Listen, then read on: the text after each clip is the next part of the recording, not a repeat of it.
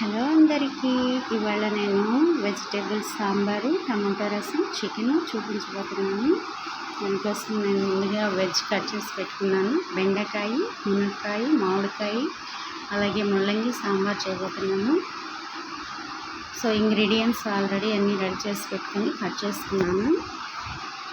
అలాగే పప్పు పొయ్యి మీద ఉడుకుతుంది. పప్పు ఉడికిపోతే వేసి సాంబార్కి రెడీ చేసేసుకుంటాను. అలాగే రైస్ వాష్ చేసి పెట్టుకున్నాను.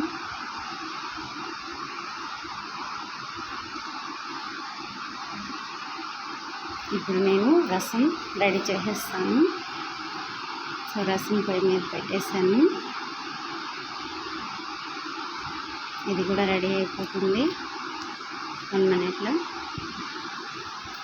నా స్టైల్లో టమాటా రసం. ఓకే, చూడండి, టమాటా రసం రెడీ అయిపోయింది. సింపుల్గా మీరందరూ ఎలా చేస్తారో కామెంట్ చేయండి. నేను ఒక్కొక్క రోజు ఒక్కొక్క స్టైల్లో రసం చేస్తాను. అలాగే సాంబార్ కూడా రెడీ చేసేస్తున్నాను. చూడండి, సాంబార్ కూడా కొన్ని పెట్టేస్తాను. ఎంత కలర్ఫుల్గా ఉందో, సూపర్ టేస్టీగా ఉంటుంది. ట్రై చేయండి. సో సాంబార్ కూడా ఉడికిపోతుంది. ఇది కూడా 1 మినిట్లో రెడీ అయిపోతుంది. నా స్టైల్లో సాంబార్ ఎలా ఉందో తప్పకుండా కామెంట్ చేయండి. అలాగే ఇవాళ మీ ఇంట్లో స్పెషల్ ఏంటో అది కూడా కామెంట్ చేయండి.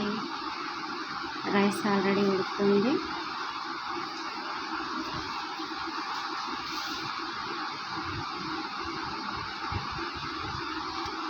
సాంబార్ మంచి వాసన వస్తుంది. చూడండి, ఫైనల్గా సాంబార్ రెడీ అయిపోయింది. అలాగే రసం, అలాగే చల్లగా మజ్జిగ, వేడివేడి రైస్ అయిపోయింది.